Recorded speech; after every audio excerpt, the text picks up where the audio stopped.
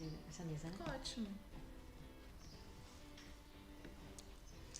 Olá, sejam muito bem-vindos a mais uma live da Unimed Tubarão.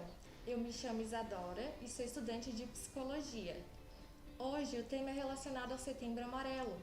E na última live foi falado sobre o Setembro Verde. Neste mesmo mês a gente tem duas campanhas, uma tão importante contra a outra.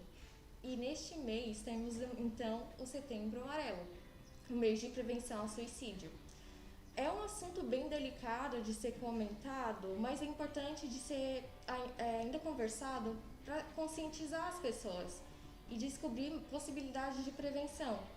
Então, muitas pessoas pensam que este é um assunto distante e que não afeta tanto a pessoa assim, mas infelizmente existem dados da Organização Mundial da Saúde, a OMS, que comprovam o contrário e que falam que a cada 40 segundos uma pessoa é vítima de suicídio no nosso planeta. Isso significa que em um ano, mais de 800 mil pessoas perdem sua vida dessa forma. Por isso, queremos mostrar a você que o diálogo é a melhor prevenção. Peço para que as convidadas de hoje se apresentem e dêem uma introdução sobre o tema. Olá, é uma honra, né, estar presente aqui para discutir a respeito do Setembro Amarelo, esse tema tão relevante. Eu sou a doutora Giglioli Romancini, sou médica especialista em medicina de família e comunidade e agradeço demais a oportunidade que a Unimed Tubarão tem nos proporcionado.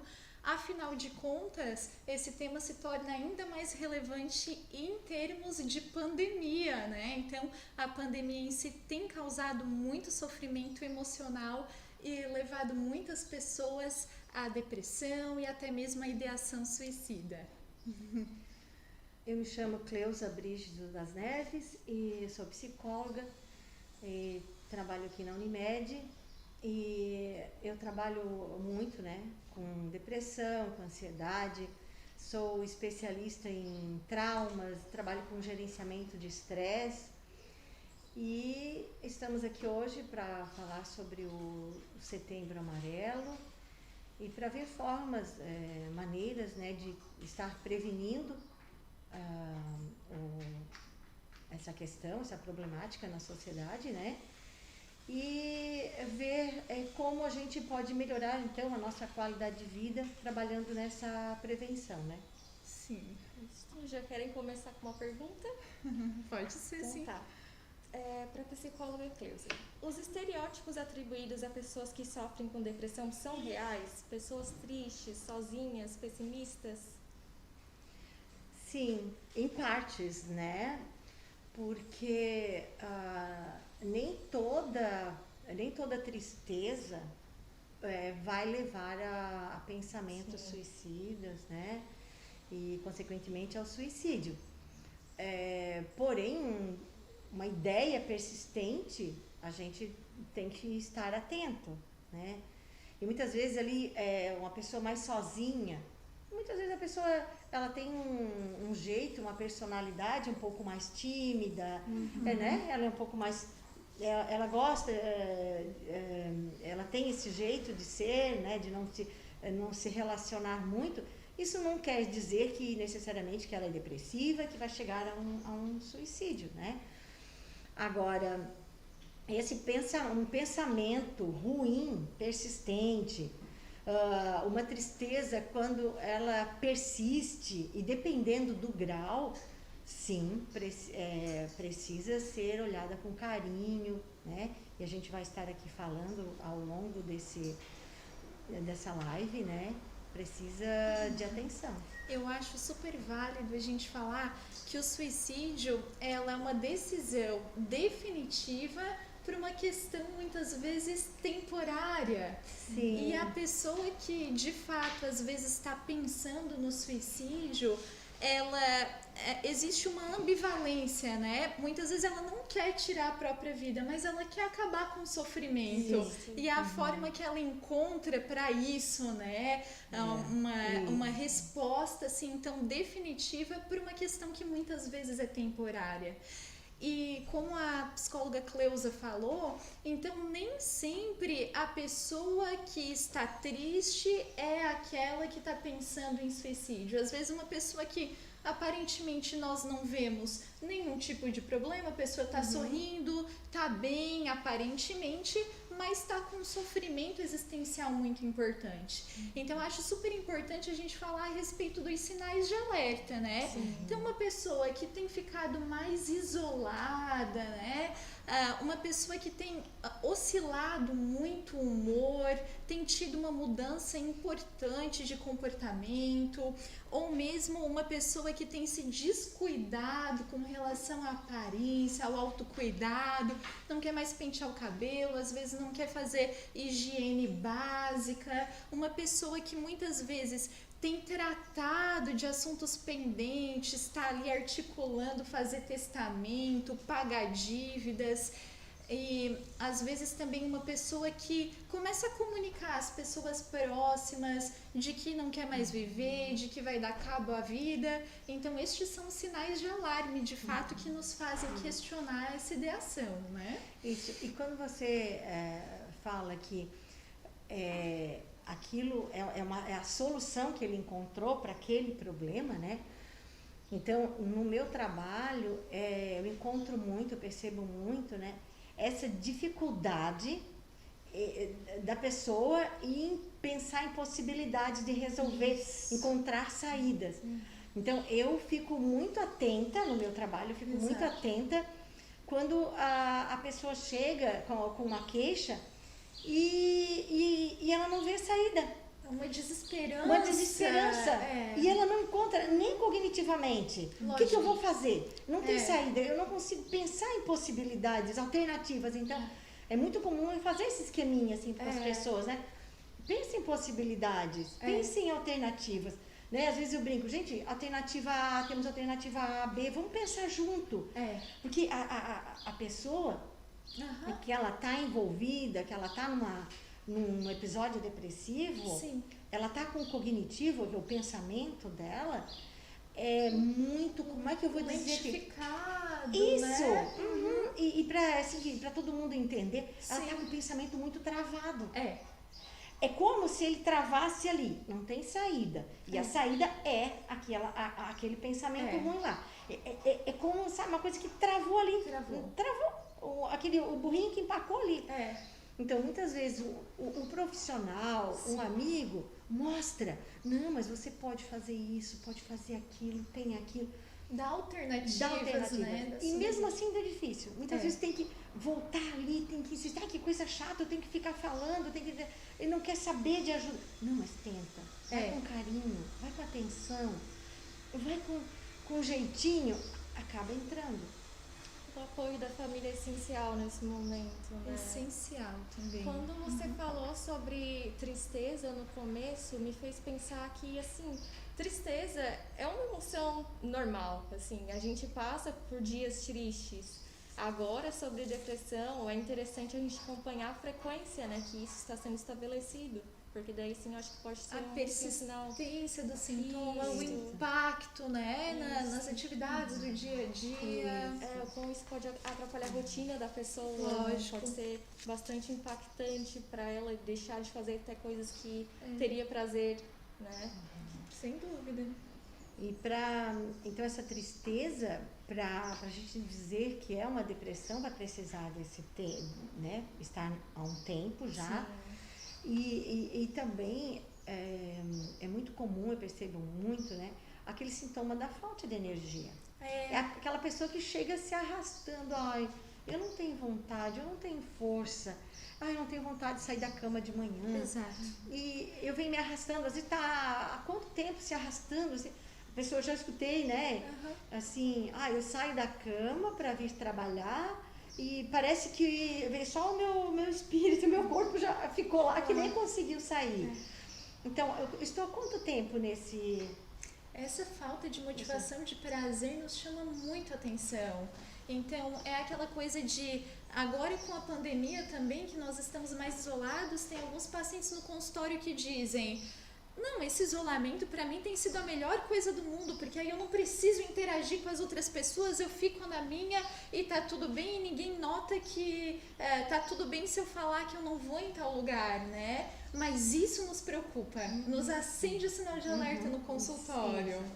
E aquela pessoa assim, ó, não, mas eu não gosto de sair de casa. Sim. Tu não tá entendendo. Eu não gosto, eu prefiro ficar em casa. Então eu sempre falo, não, tudo bem. Tem momentos que quem não está com depressão também prefere ficar em casa. Tem que ver o equilíbrio disso. Porque ficar em casa, é gostoso. Né? Mas sair também é gostoso. Então, equilibrar isso. Sai, fica em casa, sai só com um companheiro, sai com amigos. Sim. A gente se equilibrar essas coisas, eu acho que isso é bem interessante. Então vamos para a segunda pergunta. Até porque somos seres de relacionamento. Social. E se a gente não quer se relacionar é porque tem coisa errada. Tem a coisa gente errada. não pode esquecer que somos seres biopsicossociais. Lógico. Isso. Para a segunda pergunta, doutora Gi, quais as causas da depressão? Existem tipos diferentes? Isso. Então, sempre quando a gente fala em causa de depressão, é muito importante a gente lembrar o componente genético, a história familiar. Então, muitas vezes isso está presente em outros membros da família e nós temos também uma propensão genética, né, para desenvolver transtornos de humor. Além disso, ter a presença de algum outro transtorno de humor, seja de transtorno depressivo, transtorno de humor bipolar. Isso. Então, essas comorbidades, essas doenças psiquiátricas associadas, correlatas, nos chamam muito a atenção, né? A própria esquizofrenia, né? Esquizofrenia. Tem um componente depressivo ali. Tem essa questão do estresse, da ansiedade, né? Às vezes não é um estresse crônico, um esgotamento emocional, burnout que a gente fala hoje, né? Isso pode desencadear sintomas depressivos. Sim, e hoje isso é muito comum. Demais. Porque a sociedade moderna, né? Eu falo isso. A sociedade moderna, ela é ansiogênica. A gente tem horário para tudo. Então, a gente tem 1, 2, 3 trabalhos. Nós estamos conectados 24 horas. Sim, conectados, tem que responder o e-mail, isso e aquilo. Então, o ser humano, eu vejo isso no consultório, cada vez mais, trabalha cada vez mais, né? Cada vez dorme menos. Isso. Eu ouvi uma pesquisa aí, parece que a gente dorme em média 1h30 a menos do que deveria. do que lá pelos anos 80, por ali, né? Então, tudo isso vai gerando o quê? Vai gerando esse esgotamento. Esse esgotamento. E o que é esse esgotamento, na verdade, né? O que é esse esgotamento? É um esgotamento, é como se a nossa força, a nossa energia fosse sugada. Lógico. Trabalha, multifuncional, trabalha, e vai diminuindo as nossas forças, os nossos nutrientes, né, doutora? Lógico, a gente precisa entender que todos esses estressores ambientais, essa rotina frenética, vai atingir um local da mente chamado amígdala. Não é a amígdala da garganta, é a amígdala, região do cérebro, né? Essa amígdala manda uma mensagenzinha lá para as glândulas suprarrenais, as glândulas que ficam em cima dos rins, para liberar muita adrenalina, muito cortisol, que são hormônios relacionados ao estresse.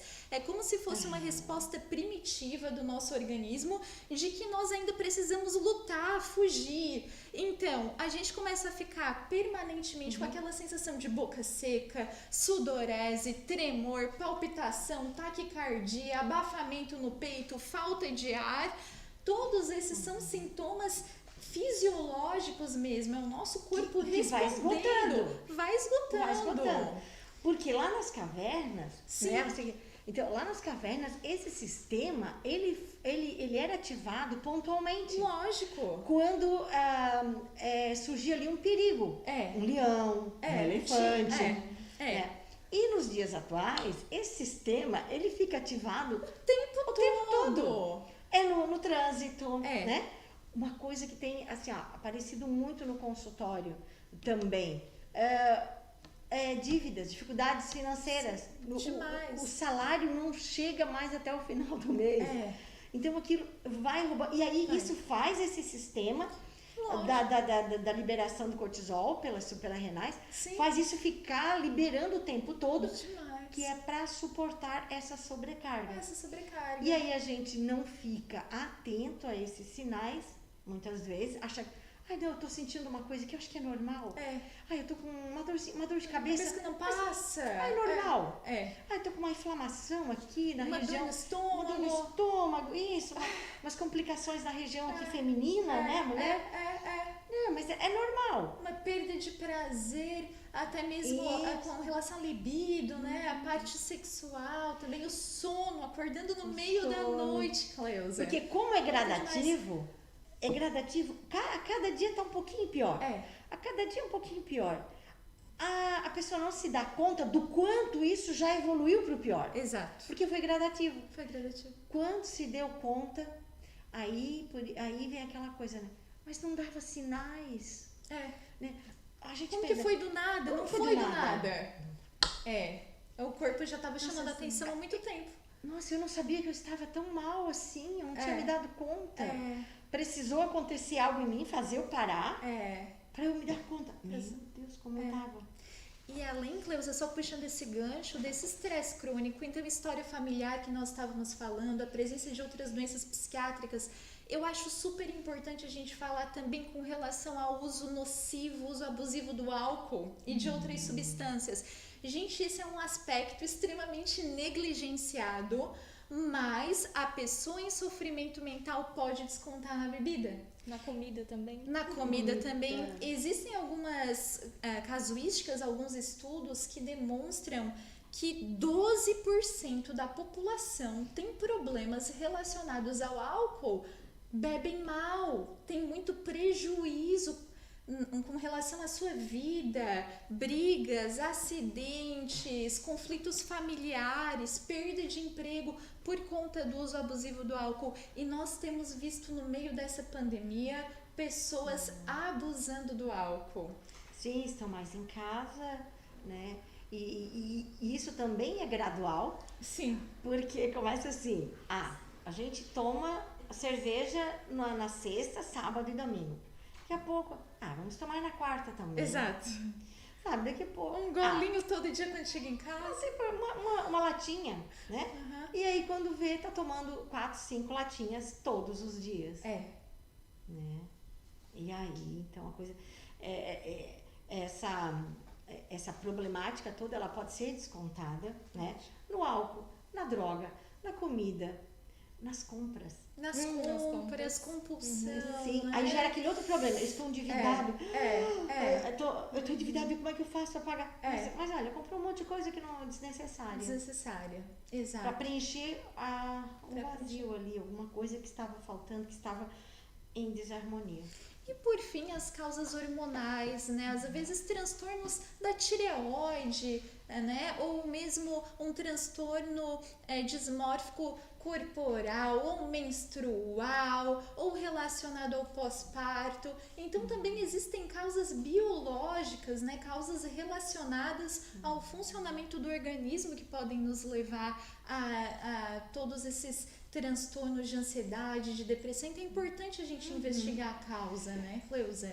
Sim, eu como uma estudiosa do trauma, né, os próprios traumas. Os traumas. E existem traumas importantes que a gente, situações que acontecem na nossa vida, e aí muitas vezes quando a gente fala em trauma, algumas pessoas pensam, um acidente, Sim. Uma coisa mais grave, Sim. Uma perda, né? Mas não, existem os traumas pequenos que a gente é submetido ao longo do nosso dia a dia. Uma humilhação, sabe, entre os colegas ali, aquela olhada assim, Sim. Sabe, dependendo do grau ali de fragilidade da pessoa, o grau de fragilidade em que ela está, basta aquela olhada assim, só podia ser, né? A pessoa estraga, dependendo do grau que ela de fragilidade em que ela está, né? Então, por isso que é importante a gente estar atento a isso. Mas, então, os traumas grandes e os traumas pequenos também, que a gente chama, né? Os traumas com T grande e os traumas com T pequeno também. Porque aí acontece uma coisa, vários trauminhas, né?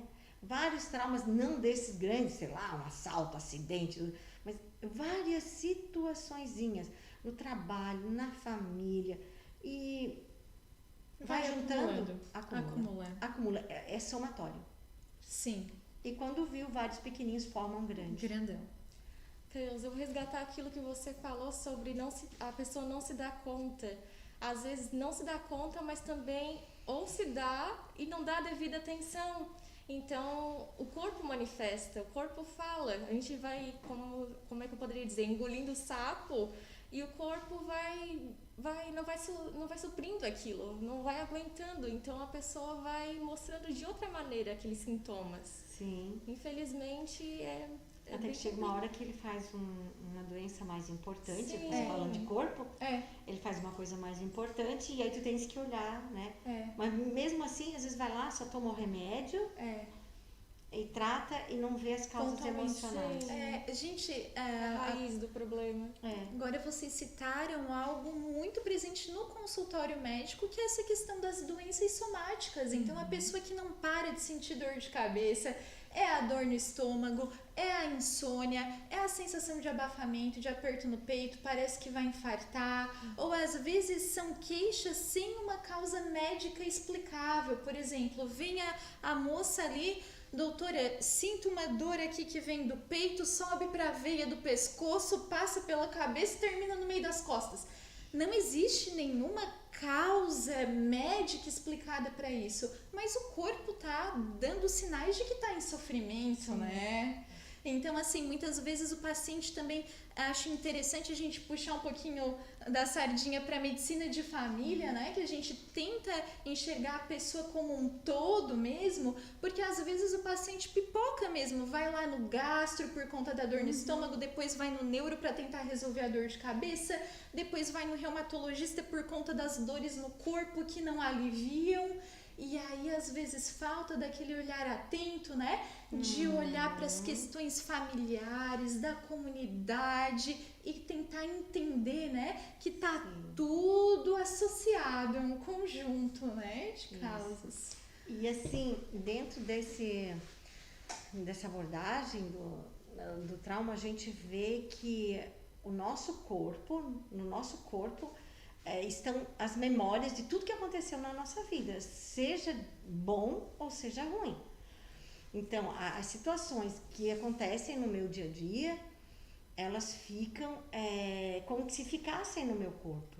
E a longo prazo, isso, né, vai associando, é a somatização. Vai somatizando, vai ficando, até que chega um momento em que o corpo, ele explode de alguma forma, né? E quando você falou, então, toda essa parte aqui, né? Nessa parte aqui, acontece ali a ativação do vagal, e vai ficar justamente nessa parte aqui, né, doutora? Sim. Vai somatizar muita coisa, somatiza nessa região aqui, por conta dessa ativação da ansiedade, do medo, da apreensão. Aqui, aí vem dor no estômago. Aqui cistites, né? Toda essa parte feminina, dor em tudo aqui, os órgãos todos, né? Porque fica comprimido, tá tenso, comprimido ali. Demais. Fica tudo apertadinho ali, o funcionamento acaba.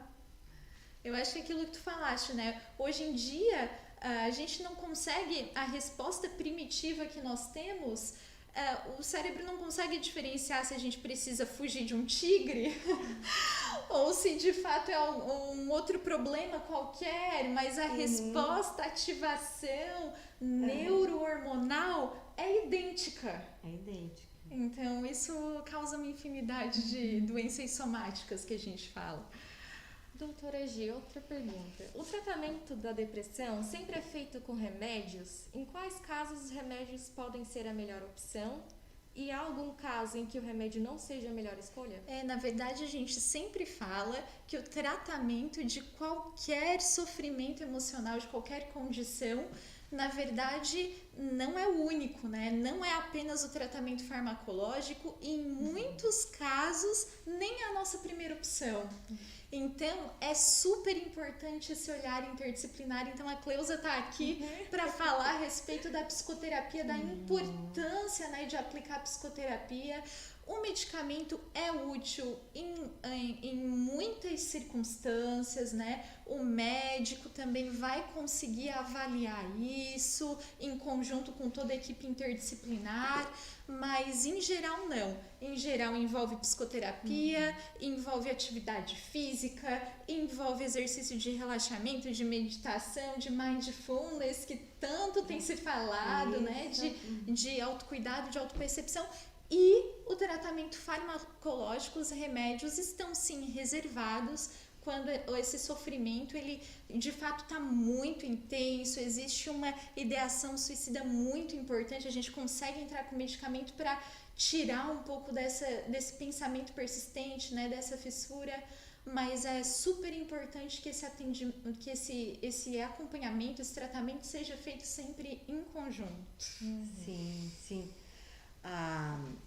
Com a psicoterapia, bom, num primeiro grau ali de depressão, uma depressão leve, muitas vezes somente a psicoterapia dá conta sem a medicação. Sim. Né? Mas depois, à medida que vai aumentando o grau da depressão, sim, é necessário a medicação, né? E com a psicoterapia, essa pessoa, ela vai ela vai se conhecer melhor, vai acontecer com ela esse autoconhecimento. E às vezes eu faço a seguinte analogia, né? Então, eu posso ter um computador, um notebook, com vários programas, né, muito sofisticado. Mas se eu não souber usar aqueles programas, de nada me adianta. Né? Eu vou continuar usando ali o Word, PowerPoint, aquilo ali o básico.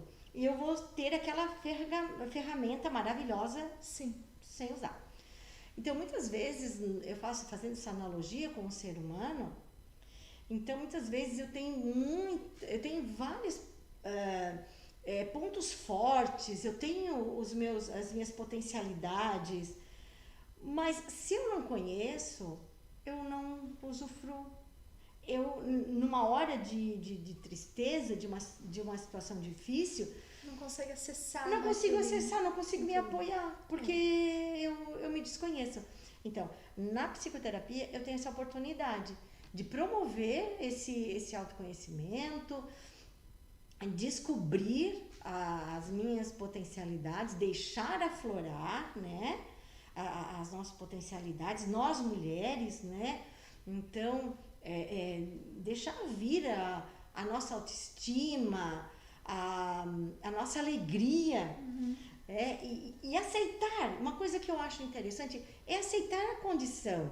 Porque tem mulher que trabalha fora, né? Como nós trabalhamos muito fora, e aí, eu queria tanto ficar em casa, eu queria tanto ficar um pouquinho mais em casa, nós ficamos reclamando. Sim. Aí tem aquela que não trabalha fora, não está trabalhando fora. Por que eu não fiz uma faculdade? Eu não me perdoo até hoje, porque eu não fiz uma faculdade e eu não trabalho. Então, é importante a gente trabalhar essa aceitação da nossa condição. Ela sempre pode melhorar, sim. Né? Mas eu estar satisfeita, alegre com a condição em que eu estou hoje. Isso é muito importante, né? E na terapia, com a terapia a gente pode estar descobrindo tudo isso. Lógico. Porque muitas vezes a pessoa, sabe, vai vivendo uma situação após a outra e não para se olhar. Não faz essa reflexão. O que eu quero, né? Então, acho que até posso falar, eu tenho 52 anos e inevitável, eu fiz essas reflexões, né? É tão bom. É tão bom quando eu cheguei no final do dia em casa e eu fiquei durante o dia pensando, né? Ô Cleusa, tu se realizou? Tu estás se realizando? Era isso que tu queria? Era isso que tu esperava para ti aos teus 52 anos? Sim. Poxa vida, eu não realizei isso ainda, mas eu tenho muito tempo para realizar, né? Puxa vida, eu queria ter feito aquilo, mas hoje eu vejo que não era aquilo, não era para mim. Se eu tivesse ido, eu queria ir lá, naquele caminho. E se eu tivesse ido, não teria sido tão legal. Sim. Teria sido um engano. Sim. Ou seja, muita coisa é como é. Não é? Então, assim, se eu fico só reclamando, aquilo rouba a minha força, que a gente estava falando anteriormente. Sim. Mas se eu vejo, não tá tudo como eu gostaria. Mas o que eu posso fazer para chegar onde eu gostaria? Então, isso faz o quê? Me empodera. Injeção de ânimo, Né? E eu, peraí, o que eu posso fazer para ir então? E como muitas vezes a gente é cruel conosco, né? Às vezes a gente se cobra demais e não tem tanta necessidade assim. A gente bota um peso na gente que muitas vezes a gente não tem responsabilidade de carregar, né? Sem dúvida. Então, vamos para a próxima pergunta. Cleusa, quando buscar ajuda? Já entrando nesse papo de psicoterapia. Quando buscar ajuda? Falando de psicoterapia, mesmo eu estando bem, eu puxando pro meu lado, né? Mas a psicoterapia, ela seria indicada sempre. Pelo menos uma vez na vida. Sim. Eu indico. Pelo menos, se não é para tratar as coisas, não tem problemas, né? Mas que vá para o autoconhecimento, né? Sim. E procurar ajuda, se nunca fez uma psicoterapia, mas procurar ajuda quando percebeu que aquilo está pesado, né? Ou quando... Eu chamo a atenção das pessoas para os pensamentos. Quando eu estou pensando muito, acordar de manhã, já é segunda-feira, sabe? Ficar atento, o que anda passando pela minha cabeça? Nesse sentido, Cleusa, só te interrompendo, a gente vê muito no consultório até mesmo profissionais liberais, por exemplo, um dentista, né? Aí a secretária fala, doutor, os últimos 2 pacientes não vão poder vir porque o carro estragou. A pessoa fica feliz com aquilo, tem alguma coisa errada. Sobrevive daquilo, é profissional liberal. Eventualmente é normal, né, doutora? Sim. Mas se isso vira regra... Lógico. Aí é o momento de procurar ajuda. Se virou regra, esse exemplo é momento de procurar ajuda. Então, talvez um critério, um momento de procurar ajuda é quando aquilo vira regra, esses pensamentos. Observar, né? Eu tô pensando muito que... não vejo a hora, todos os dias eu não vejo a hora de chegar em casa e... Isso. Então, eu ando pensando muito nisso. Olha, procurar ajuda. E quando aquele pensamento assim, né? Ainda não é uma ideação. Ainda não é uma ideação, mas ela começa, aquele pensamento assim, parece de desistência, né? Isso eu escuto às vezes, né? Não, eu não teria coragem de tirar a minha vida. Mas se isso acontecesse para mim hoje, seria um alívio. Isso. E pessoas, por exemplo, então, assim... procura ajuda. Tem umas falas muito específicas. Sim, a gente tem que... É nas entrelinhas. Sim. Até, por exemplo, assim, pessoas religiosas, né, que têm um certo grau de espiritualidade e que pensam que o suicídio não é algo aceitável, assim, praticável naquele contexto, mas a pessoa às vezes fala no consultório... não, doutora, eu não penso em me matar, Deus me livre, né? Mas, senhora, assim, tem pedido, tem orado para que Deus te leve isso todo dia, né? Então, às vezes, ela não quer praticar aquilo, mas ela tá pedindo para Deus levar. E isso é ideação, né? Isso é essa desesperança, essa desistência. E tem que procurar. E aí, se tem alguém ao nosso lado, a gente tem que indicar, procurar ajuda.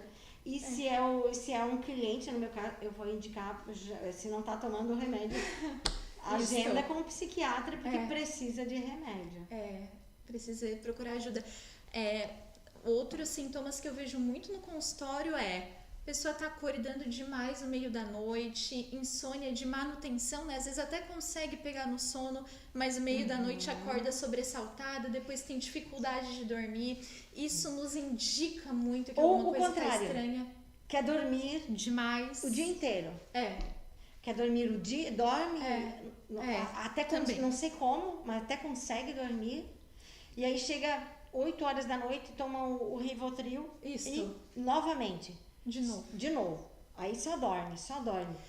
Perda de memória também nos chama muito a atenção, né? Significa que alguma coisa tá esquisita. Dificuldade de concentração. Dificuldade de concentração.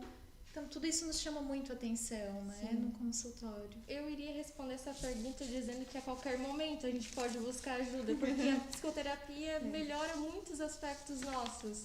Então, dá para indicar a qualquer momento, mas assim, quando a pessoa já se encontra em um estado muito debilitado, que atrapalha outras condições da vida dela, e não consegue mais ter controle dessa situação, eu acho que já é o momento ideal para procurar ajuda. Está muito irritada às vezes, está dando respostas que não costumava dar, tudo irrita, o filho, né? Nesse ambiente em que as crianças estão estudando dentro de casa, e é o marido, e tudo atrapalha, o telefone quando toca, tudo parece irritar. E aí, tem outro extremo desse tudo irritar, que é aquele. Nada mais me irrita. Isso é muito perigoso. É perigoso. Ela se anestesiou. Não, nada mais me irrita, eu não quero mais saber. Eu larguei de mão. E isso não é uma estratégia de como lidar, não. Isso. É um distanciamento. Perigoso também. Os extremos são isso nos muito chama muita atenção. Falando em extremos, alimentação. Sim. Né? Tem o normal. Aí não come mais. Sim. Não come. Né? Ou então come muito demais. Também. Sim. Então, para a próxima pergunta, eu vou passar para a doutora Giga.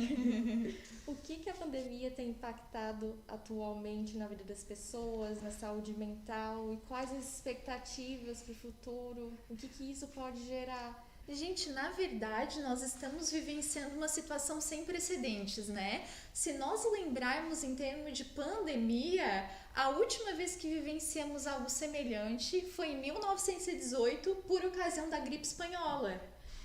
E que na ocasião vitimou até o nosso presidente da República. Mais de 40 milhões de pessoas morreram por conta da gripe espanhola, causou um estrago terrível, né? Matou mais gente do que as 2 guerras mundiais somadas. Então pense o que foi isso lá em 1918. E mais de 100 anos depois, 102 anos depois, a gente vem com uma pandemia, né? Que também nos traz um isolamento social gigante. A gente foi afastado do contexto familiar, dos nossos pais, dos nossos entes queridos. As crianças vieram para dentro de casa, estão sem ter aula. Nós também temos que nos adaptar em home office, em fazer as atividades em fazer live de máscara. E tudo fica misturado, porque daí a gente tem muita dificuldade em ter tempo para autocuidado, em ter tempo para gerenciar o trabalho. Tudo parece dentro de casa e fica muito misturado, né? A gente não tem ainda dados consistentes do que será o pós-pandemia. Né? Mas a gente consegue se basear em estudos lá do SARS e do MERS, né? Que os surtos que ocorreram lá na China também, em que houve um impacto sobre a saúde mental extremamente importante. Então, se a gente já estava liderando ali entre a depressão mal do século, as doenças de ordem mental, de fato, tem chovido no consultório. Com essa pandemia, me parece que as coisas desandaram de vez, né? Então, nesse sentido, eu acho super importante da gente conversar, Cleusa, a respeito de estratégias para poder lidar com isso, assim. Então, algo que eu consideraria muito importante, estabelecer rotinas, inclusive de horário, para se expor às notícias, às informações. Às vezes a gente deixa aquela televisão ligada durante o dia inteiro e vai absorvendo aquele conteúdo, né? E talvez se a gente conseguir estabelecer, não, eu vou ligar, eu vou assistir o noticiário da manhã e depois da noite, já ajuda, já nos dá um limite para essa exposição a essas notícias ruins, né? Certamente essa situação é uma situação nova e exigiu muito de cada um, de cada família, pensar e ver, né, o que fazer para estar nessa situação com qualidade de vida. Outro dia eu escutei um médico, como é que ele disse, eu achei bem interessante a frase, buscar conforto, né? Como fazer para encontrar o conforto dentro desse desconforto todo. Porque é muito comum a gente ouvir os relatos, né? Famílias num apartamento pequeno, Sim. o casal com 2 filhos pequenos. Certamente essa situação não é fácil, o dia inteiro, né? Então, e aí aquela questão, pensar, é conversar. Um extremamente importante é conversar, é o diálogo. Para estar vendo como que eles vão fazer para se harmonizarem ali. Porque se não parar, não pensar e não organizar, vira bagunça. Vira bagunça. Né? Eu tive relatos no consultório de pessoas fazendo seus trabalhos, né? Acordando 5 da manhã para adiantar o trabalho antes que os filhos acordem, né? Fazendo trabalho home office em casa. Então, relatos de transformei a minha garagem a minha sacada no meu escritório. Revezei com o meu esposo, um trabalha, acorda cedo, outro fica até mais tarde. Então, encontrando essas formas. Né? E além disso, muitas vezes dessa dificuldade em se organizar dentro de casa, tem a insegurança com relação à questão financeira, o desemprego, tem o medo de adoecer, o medo de que parentes evoluam mal, né? O medo das mortes. Então a gente precisa lidar com tantos sentimentos ao mesmo tempo, né? E a gente precisava ter tido uma resiliência, uma construção antes, eu penso, né, Cleusa? Eu acredito, eu brinco, né, assim, sem 100% ninguém está, porque a rotina, tudo mudou para todos. E nós, tá tudo bem, a gente precisa aceitar isso, como a Isadora falou, né? Isso mesmo. Mas eu percebi no consultório um grande aumento das crises de pânico. Sim. Sabe, pessoas que eu tinha atendido há muito tempo atrás e voltaram agora. Voltaram para sessões, né? Olha, as minhas crises de pânico voltaram. Depois de 10 anos, 5 anos, voltaram. Né? Justamente por esse medo. Eu fiquei com medo que... e se eu morro? Quem cuida da minha filha? Né? E se os meus pais já são idosos? Esse medo. Será que eu vou ter emprego? O que vai acontecer? Olha... E aí, então, com relação à estratégia, então tentar estabelecer rotinas, disposição mesmo a essas notícias ruins, né? Tentar tirar um tempo para si. Isso. Né, Cleusa, essa questão, além da psicoterapia, mas esse autocuidado também, né? Essa meditação, prestar atenção. Mindfulness, né? Então, e dá para se exercitar dentro do próprio apartamento, dentro do prédio, dá para se exercitar. Exercício físico é super importante. Extremamente importante para produzir a química, os hormônios da alegria, do prazer, que vão balancear com os do estresse, né? Lógico. Então, uma atividade física, a meditação, o mindfulness, né? A gente fala em meditação, o pessoal muitas vezes pensa que leva uma área mística, isso, né? Não, nós estamos na era do mindfulness, né? O que é o mindfulness, né? Atenção plena. Eu posso fazer um mindfulness, rapidamente falando, né? Eu posso prestar atenção num barulhinho que está fora. Eu colocar atenção plena naquele barulhinho. E ficar ali 5 minutos. Na própria respiração. O tic-tac de um relógio, para alguns irrita. E para muitos é uma forma de se desligar dos problemas. Porque é muito difícil parar de pensar. Isso é muito difícil. Não, é concentrar no a foco. sua atenção em alguma coisa. Em alguma coisa, A no gente foco. não para de pensar. Não. E os pensamentos às vezes ficam pipocando e vem um, vai outro, vai outro, vai outro. Então são técnicas simples, mas muito pertinentes, né, Cleusa? E até as próprias lives, né? Que surgiram na internet. Filmes também. Agora, o que eu vejo o perigo do filme? Sim. Eu vejo como uma coisa... Às vezes a pessoa fica, uma pessoa que já está, às vezes está tomando remédio, está um pouco depressiva, e fica vendo 2, 3, 4 filmes, um seguido do outro. Cansa. E aí vai dormir muito tarde. Então tem não que... é legal. Não, tem que ter uma ressalva aí. Isso. Então é o exercício físico, é a psicoterapia, é o diálogo em casa, é tentar se organizar nesse sentido, né? São técnicas que a gente Os pode exercícios fazer. respiratórios, né? Sim, A medicação. lógico.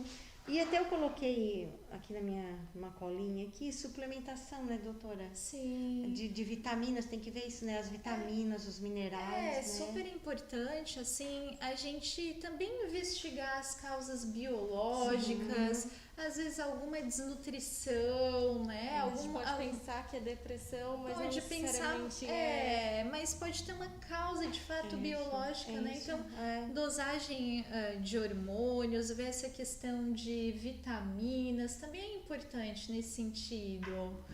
Um solzinho também, gente. Solzinho, Extremamente vitamina D. tomar um pouquinho, ou suplementar com vitamina D, né? Mas certamente a baixa da vitamina D também vai influenciar nos níveis de humor.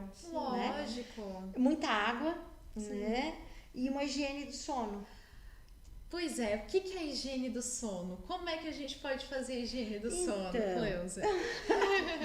Eu não sou especialista, né? No sono, mas eu vejo como uma higiene do sono uma coisa que, assim, eu gosto de dar exemplos de coisas que eu faço, que eu consigo fazer, porque se a gente lê, eu leio lá bonitinho e eu não consigo fazer, como é que eu vou ensinar para o cliente, né? Mas uma coisa que eu faço, eu já testei, eu consigo colocar o meu celular para despertar e eu consigo deixar ele lá na cozinha ou na sala e eu consigo do meu quarto ouvir. Ótimo. Eu já testei isso num final de semana, então eu consigo. Porque assim, aquele negócio do celular ali do ladinho é meio complicado. Certamente ele não vai higienizar meu sono. Então, o celular, ter um horário para dormir é muito. Rotina, né? Rotina. E quando eu consigo, às vezes uma semana ali que eu consigo dormir mais cedo e acordar mais cedo, gente, a disposição é outra. E quando eu indico para os clientes, eles conseguem, os que conseguem fazer, depois eles me trazem as respostas. Assim, também acho interessante baixar a luminosidade, então vai entardecendo. É importante a gente criar no nosso ambiente uma penumbra, né? Como se fosse uma caverninha. A doutora Aline, neurologista, fala. Porque é importante também que quando a gente está muito exposto à luz, tanto do celular quanto do computador, aquela luz azul, a televisão no quarto, a gente tem que tirar essa televisão do quarto. Então, essa exposição excessiva à luz nos prejudica na produção da melatonina, que é o hormônio do sono. Que vai demorar um tempo até isso desligar e entrar na produção. Então, anoiteceu, tá anoitecendo, 7 horas da noite, já vai apagando tudo, cria um ambiente, faz um chazinho de camomila, que é super importante, uma refeição leve, evita café, evita guaraná, evita alguma bebida energética logo antes de dormir, evita a prática de atividade física intensa logo antes de dormir também, porque isso prejudica a qualidade do sono. Melhor momento para fazer atividade física é de manhã. E também entra ali o autoconhecimento. Sim. Porque para algumas pessoas elas podem fazer atividade física e logo em seguida vão dormir bem. Sim. Então é importante ver a pessoa vai estabelecendo estratégias, vai vendo o que funciona para mim, o que é melhor para mim, o que não é, e estabelecer. Sim. Né? Para mim funciona, que é dito pelos especialistas, e para mim eu testei já e faz muito bem, é dormir mais cedo e acordar mais cedo. Isso é um ótimo hábito para mim, né? Mas é importante que cada um vá testando. Lógico. Agora aquela coisa assim, Não, eu durmo muito bem, eu vivo muito bem, indo dormir todos os dias, 2:30 da manhã, por ali, e acorda mais tarde. Segundo, não sou eu, né? Mas segundo alguns especialistas, alguns estudos que eu já li, isso em algum momento vai dar errado. Em algum momento isso vai estourar. Se não é pro agora, mas pro futuro.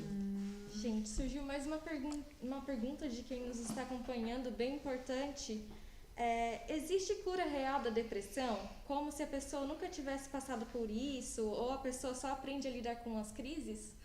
Não, na verdade, quando a gente fala de depressão, a gente fala de episódios, né? Se sabe que a pessoa que teve o primeiro episódio depressivo, depois ela tem a chance de 50% em recorrer daquele episódio. 50% a mais do que quem ainda nunca teve. De quem nunca teve isso. Então aumenta, né, o risco.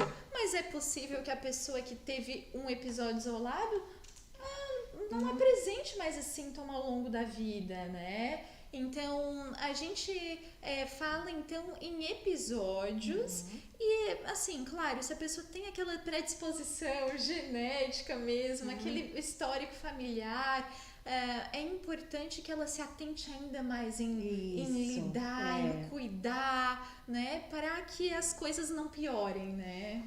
Porque quando essa pessoa fez a pergunta, quando ela fala, eu vou ter que aprender a lidar com isso,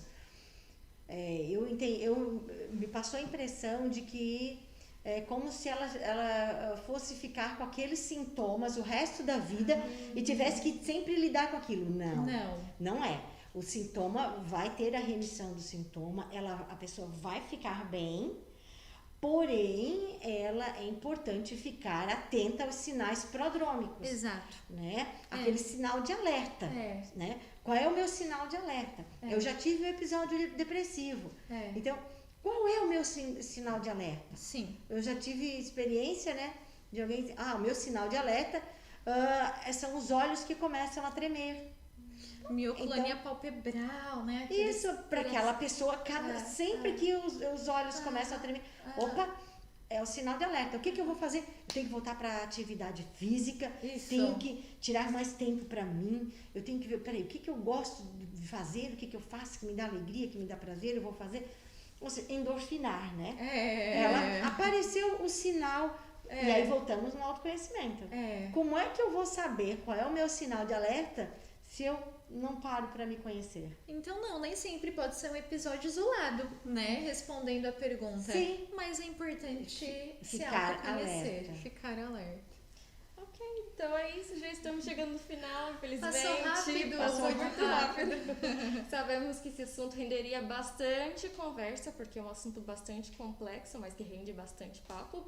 Mas se ficou alguma dúvida, você pode deixar no comentário que a gente vai tentar responder. Querem deixar alguma palavrinha? A gente agradece muito a oportunidade, né, da Unimed Tubarão e também da presença da Isadora e da Cleusa aqui comigo. Foi um bate-papo muito especial e a gente quer se colocar à disposição também, né? A gente está aqui de fato para proporcionar à população o acolhimento, a escuta qualificada, a escuta empática, né? E o cuidado necessário. Então, percebeu alguma coisa diferente? Nós estamos à disposição aqui também para ajudar, né, a ter esse olhar, né? Isso. E eu também gostaria de agradecer, né, a gente ter compartilhado aqui desse momento tão especial. E então eu gostaria de fazer agora, deixar, né, com uma mensagem, né, fazer então uma analogia com a primavera que iniciou essa semana, né? Então a gente tem aqui esses girassóis amarelos, né, proposital, que foi escolhido com muito carinho. A Cleusa veio de amarelo também, né? Eu vim de amarelo. Então, gente, mas pra gente estar fazendo essa analogia com a primavera, né? Pra gente estar pensando, né? O que me faz florir? O que faz trazer o meu lado florido da vida? O que faz aparecer o meu lado florido? Como eu posso fazer aparecer o meu lado florido? E eu estar atenta às pessoas que convivem comigo no meu trabalho, na minha família. Muitas vezes, o que eu posso fazer para tentar fazer com que floresça, com que apareça o lado florido do outro, né? O que eu posso fazer para que isso aconteça?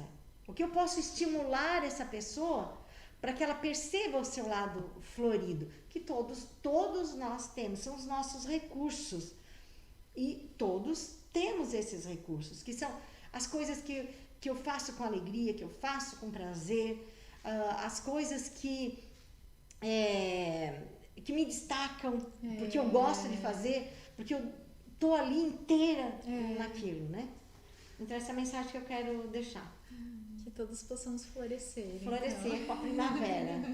Gente, muito obrigada pela participação. Obrigada. Foi uma honra estar ao lado de vocês e obrigada também quem participou. Se inscrever no canal. Se inscreve no canal. Tchau, tchau. Tchau. Fechou.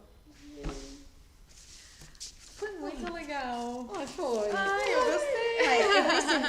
Você estava bem mais à vontade. Eu estava mais... Ai, eu Até fiquei mais à parece que vontade. eu